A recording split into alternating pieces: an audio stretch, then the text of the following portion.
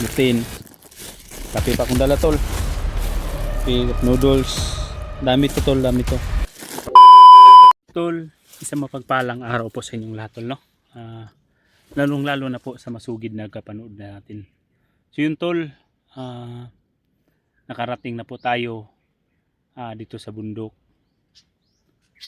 Babalikan po natin yung ating mga kasamahan na nandito natatrapa. At hindi tol, sobrang init ng panahon tol. Sobrang init po talaga yung panahon. Halos 3 oras yung biyahe ko tol galing sa bahay. At ina-update ko si Renier kanina bago ako punta dito. Umiyak pa siya tol kasi gusto sana niyang sumama pero hindi yun pwede tol. Kasi mabibigatan na ako sa responsibilidad kung sasamahin ko siya dito. Hindi na ako makapag-focus pa sa target ko kasi kung meron akong madadalhin ko siya. Kaya doon iniwan ko na naman sa bahay at may kunting trabaho naman siya doon. Sana maali-uli naman siya at uli matol kasi wala pa man siyang cellphone. Yung may cellphone naman ako na reserva doon sa cellphone sa anak ko, yun lang ang sinagamit ko muna sa kanya. At saka para maali-uli naman siya ba kahit minsan. At hindi lang siya dapat magpasaway sa aking asawa. Pero sa tingin ko tol, medyo mabait na naman po si Renier. At ang kailangan ng katagal sa kanya tol na i-guide lang yun. So yun tol, balik na naman tayo no. At ito na tol, nandito na ako sa bundok at maraming dala ako ng mga pagkain tol. Ito tol, bro, makikita ninyo. Pakita ko to tol.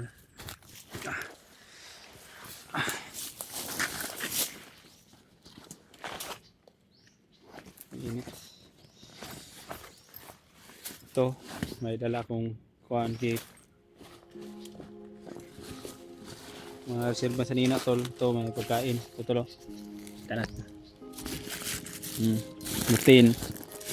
Kape pa akong dala tol. Kape, noodles.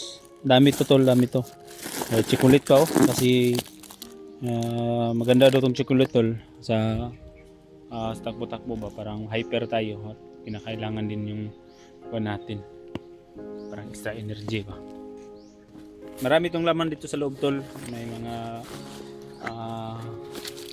dito, noodles, may mga biplok, bigas. Sobrang bigat po to yung bag ko.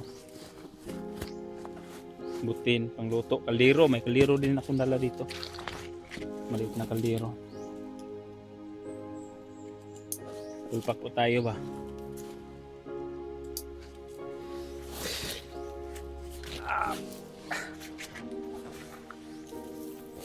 So sana tol, sana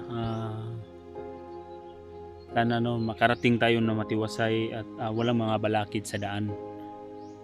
At sana po bulagin ng ating Panginoon ang mga kalaban, lalo na po yung mga hindi natin makikita at mag-iingat din tayo tol kasi hindi lang yung bandido ang kalaban natin dito sa bundok, pati na rin yung mga ahas kasi sobrang sakit ng taas ng init ba at kailangan natin ng maraming tubig na dala. Sobrang bigat na po to yung bag ko tol pero tiniis ko na lang to kasi mga importanteng bagay naman ang nakanaan dito sa loob.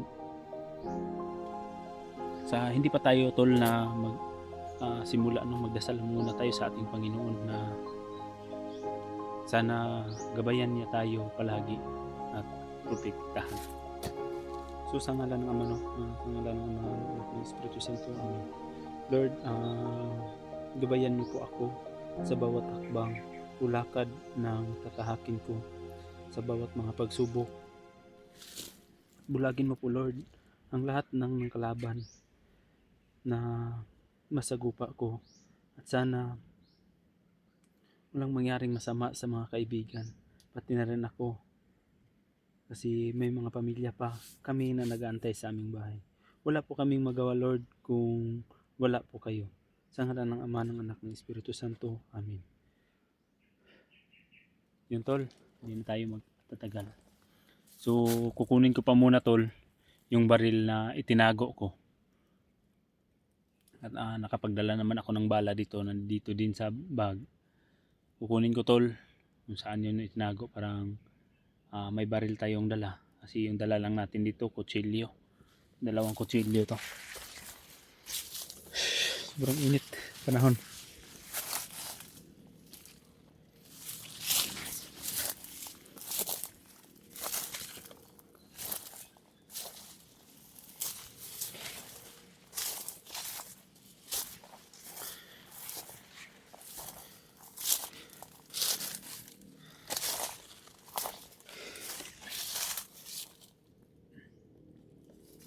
Sabi siya panlakit ng init. Tao dyan.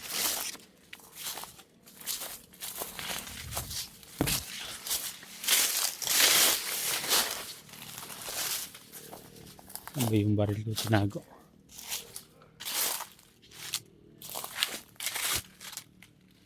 Pero may mga tao dyan sa kabila. Ingat lang tayo. Kailan makuha ko yung baril? Saan ba yun? Gabi ba yun? Hanapin ko muna yung baril ko.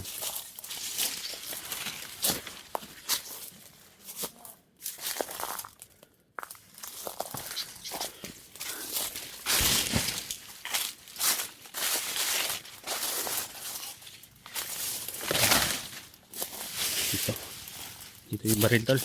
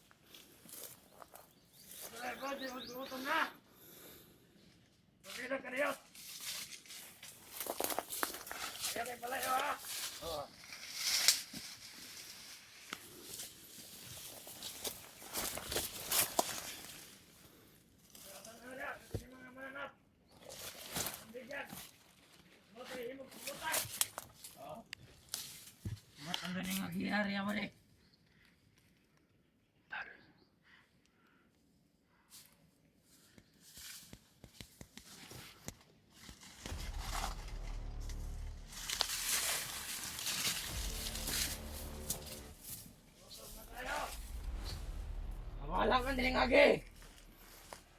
Ha? Wala. Oh.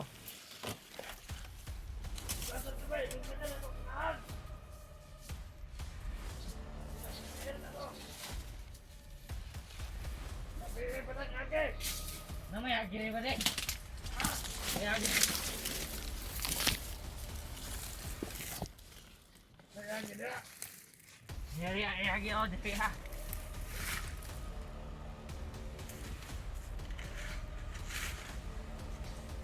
Sa mga kauban na po na.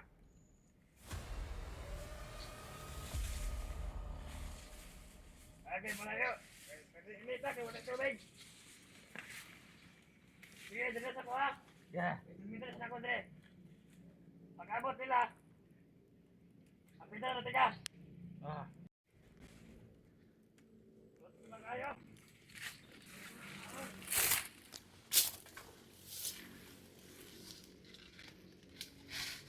Wala ko niyang agiri ha.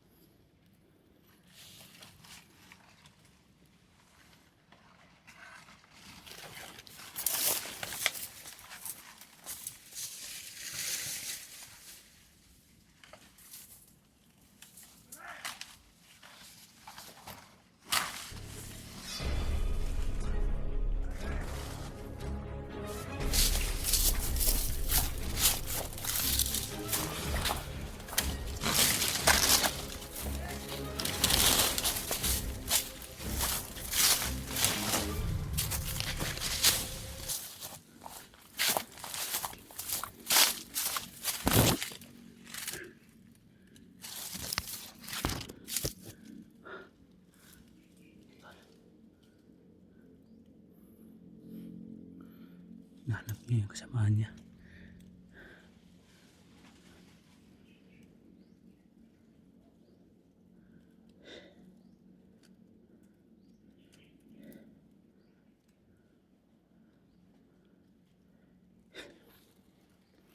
Ito pala sa entrance tol. Dami na kalaban. Tapos kabila ko.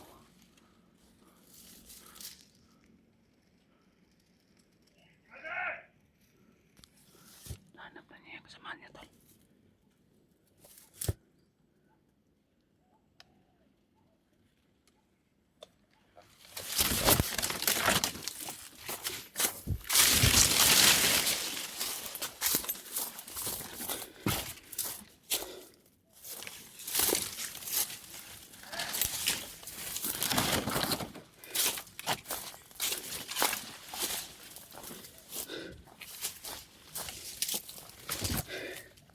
Grabe tol, sobrang sakit ng init.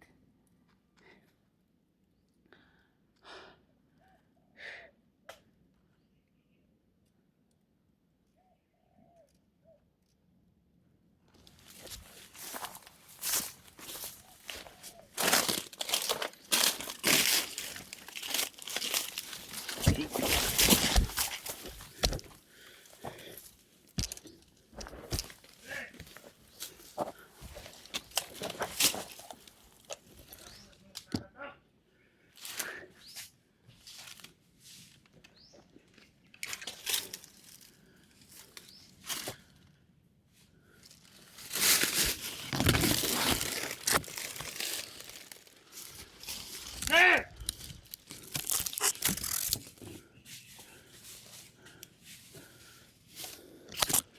Sir!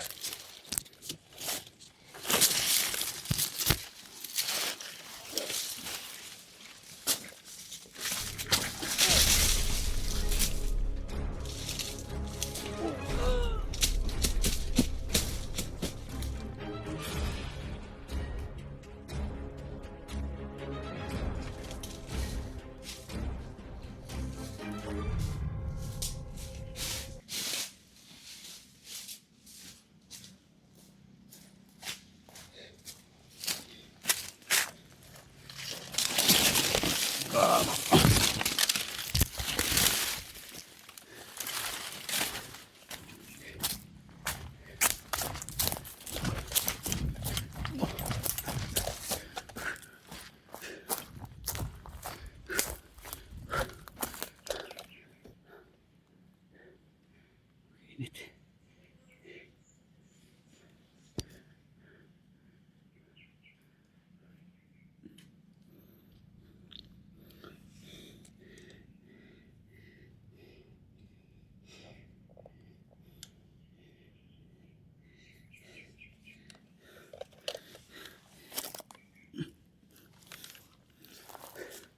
Tol.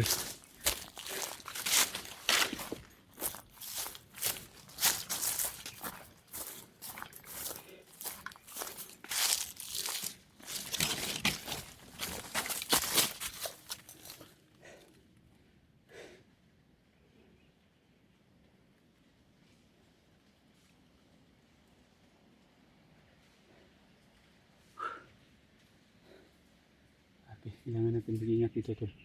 Kasi sobrang dami po talaga yung kalaban. At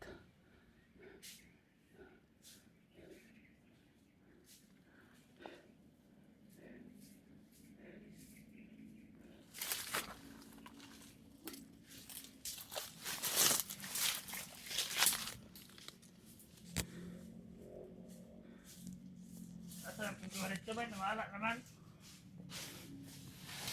Pag pinalagyan tao na, hindi ba sila?